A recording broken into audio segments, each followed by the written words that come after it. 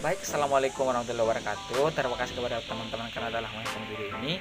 Pada kesempatan kali ini kita akan membahas materi organisasi kurikulum. Materi ini biasanya kita dapatkan dalam mata kuliah pengembangan kurikulum dan pembelajaran. Nah, sebelum lanjut, perkenalkan nama saya Ahmad Zaskin Harullah. Saya merupakan mahasiswa dari Pendidikan Matematika UIN Alauddin Makassar. Nah, untuk memahami lebih lanjut apa itu organisasi kurikulum, tentunya kita harus mengetahui apa itu kurikulum dong. Jadi kurikulum itu adalah sesuatu yang sangat penting atau sesuatu yang sangat diperlukan dalam dunia pendidikan, karena tanpa adanya kurikulum sudah dipastikan bahwa proses pendidikan tersebut sudah akan terarah dan juga tujuan pendidikan tidak akan dicapai dengan sesuai apa yang diharapkan. Nah, kurikulum sendiri lebih luas atau lebih besar dibandingkan dengan hanya sekedar rencana pembelajaran, tetapi meliputi segala hal pemahaman dan juga atau proses belajar siswa yang dilaksanakan dan direncanakan di bawah bimbingan lembaga pendidikan. Nah, perlu teman-teman ketahui bahwa salah satu aspek dalam pengembangan kurikulum itu sendiri adalah berkaitan dengan organisasi kurikulum. Nah, inilah yang akan kita bahas pada video kali ini. Namun sebelum lanjut, untuk teman-teman yang belum like video ini, silahkan klik tombol like untuk memenuhi durasi mata kuliah dari pengembangan kurikulum dan pembelajaran. Baik, dalam pembahasan organisasi kurikulum kita akan membahas 4 poin penting. Yang pertama adalah pengertian, kemudian unsur-unsur, yang ketiga adalah faktor-faktor, dan yang terakhir adalah jenis-jenis dari organisasi kurikulum. Yang pertama kita akan membahas pengertian dari organisasi kurikulum. Jadi organisasi merupakan suatu kelompok sosial yang sifatnya terbuka dari pihak luar yang berada di bawah aturan tertentu, dipimpin oleh seorang pimpinan atau seorang administrasi yang dapat melakukan yang secara terus dan bertujuan. Sedangkan apa yang dikemukakan oleh Nurdiantoro pada tahun 1998 bahwa organisasi kurikulum adalah untuk program kurikulum yang berupa program pengajaran yang akan disampaikan kepada masyarakat. Jadi dalam hal ini kita bisa menyebutkan bahwa organisasi kurikulum yaitu pola atau bentuk pelajaran sehingga disampaikan kepada murid. Organisasi kurikulum merupakan suatu dasar yang sangat penting sekali dalam pembinaan kurikulum dan juga berkaitan erat dengan tujuan program pendidikan yang hendak dicapai, karena bentuk kurikulum turut menentukan bahan pelajaran, urutannya, dan juga cara menyampaikannya kepada peserta didik. Selain dari pengertian dari organisasi kurikulum, kita akan juga membahas unsur-unsur dari organisasi kurikulum. Pertama, apa yang dikeluarkan oleh Zainal Arifin bahwa ada pun unsur-unsur organisasi kurikulum itu sendiri. Yang pertama adalah konsep. Konsep yaitu definisi secara singkat dari sekelompok fakta atau gejala.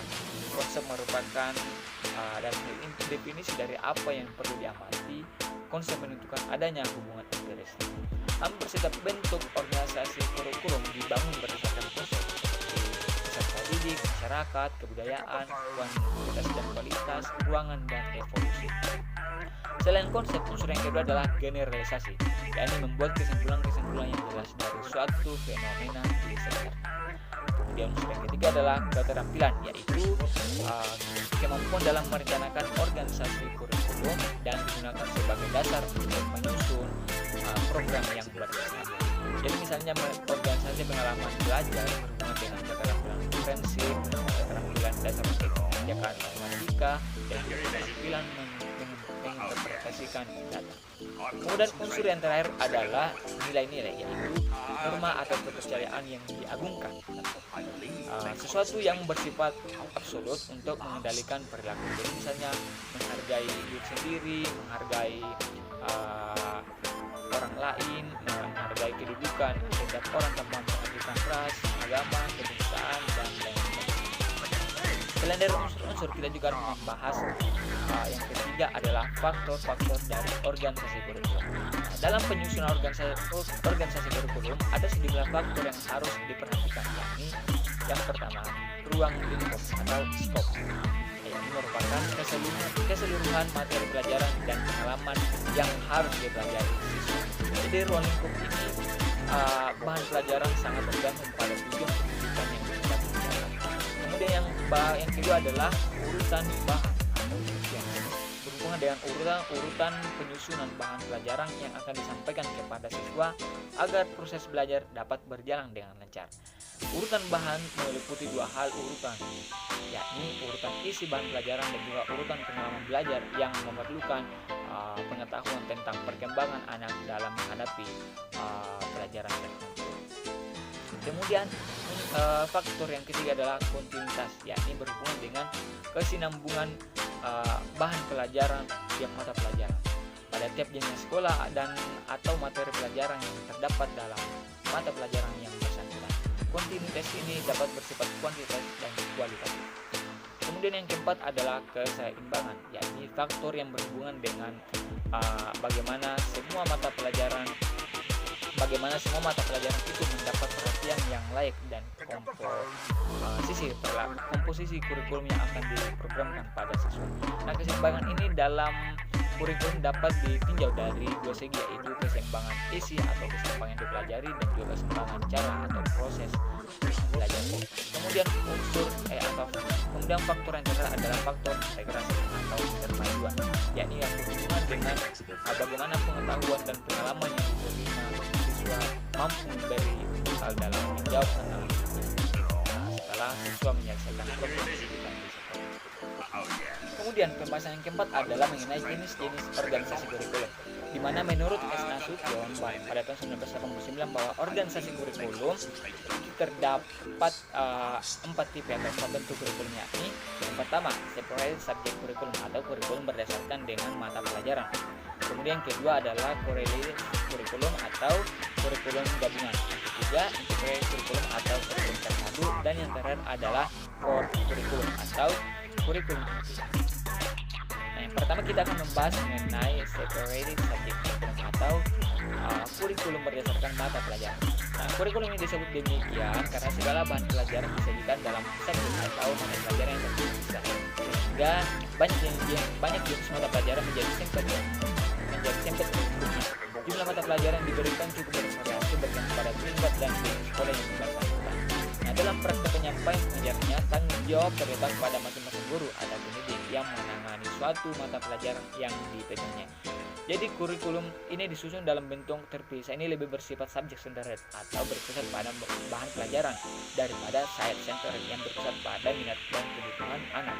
Dari segi ini jelas kurikulum bentuk terpisah ini sangat menekankan pembentukan intelektual dan kurang mengutamakan pembentukan kepribadian anak secara keseluruhan. Kurikulum ini mempunyai ciri-ciri. Yang pertama adalah terdiri atas sejumlah mata pelajaran yang terpisah-pisah satu sama lain dan masing-masing berdiri sendiri. Kemudian yang kedua hanya bertujuan pada penguasaan ilmu pengetahuan tanpa memperhatikan aspek tingkah lakunya. Yang ketiga adalah tidak didasarkan pada kebutuhan minat dan masalah yang dihadapi para siswa. Yang keempat, bentuk kurikulum yang tidak dipertimbangkan kebutuhan. Bentuk kurikulum yang tidak mempertimbangkan kebutuhan, masalah, dan tuntutan dalam masyarakat yang senantiasa berubah dan berkembang. Yang kelima adalah pendekatan metodologi belajar yang digunakan adalah sistem imposisi. Yang keenam adalah pendidik berperan aktif dalam proses pembelajaran, dan yang terakhir adalah peserta didik sama sekali tidak dilibatkan dalam perencanaan kurikulum secara kooperatif. Kemudian yang kedua adalah correlated kurikulum atau kurikulum gabungan. Kurikulum ini adalah bentuk kurikulum yang menunjukkan adanya suatu hubungan antara satu mata pelajaran dengan mata pelajaran lainnya, tapi tetap memperhatikan karakteristik tiap mata pelajaran tersebut.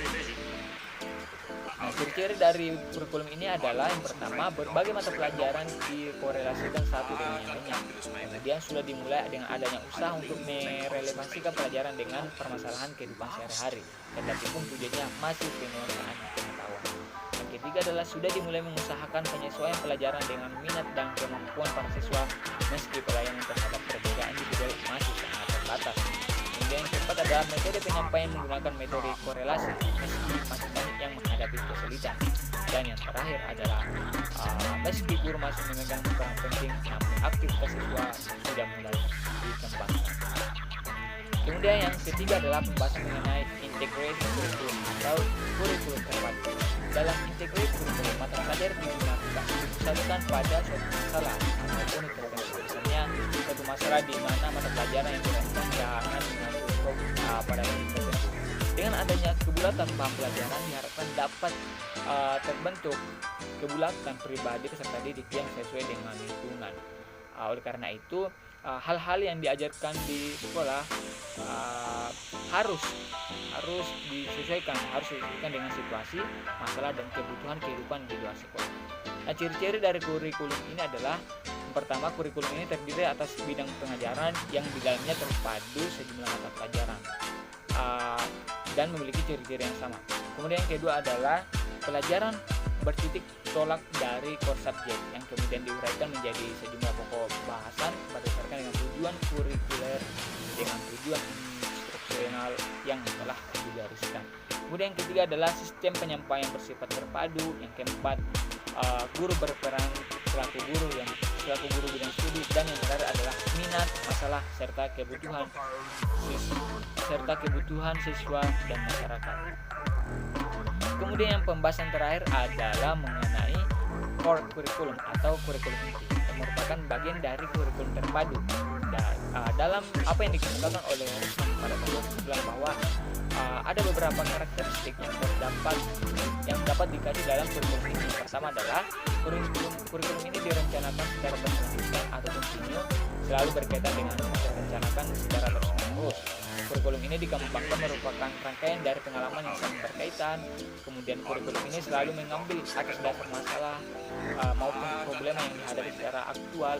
Kemudian isi kurikulum ini cenderung mengambil atau mengangkat substansi yang bersifat pribadi maupun sosial. Dan yang terakhir adalah isi kurikulum ini lebih difokuskan berlaku untuk semua siswa, sehingga kurikulum ini sebagai kurikulum umum, tetapi substansinya bersifat problema pribadi, sosial, dan juga pengalaman yang terpadu.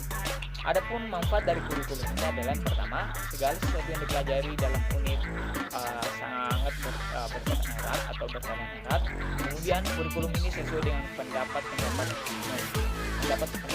tentang belajar dan tidak disesuaikan dengan yang kedua adalah kurikulum ini menunjukkan hubungan yang erat antara sekolah dengan masyarakat. Dan yang terakhir, manfaat yang keren adalah kurikulum ini sesuai dengan paham demokrasi.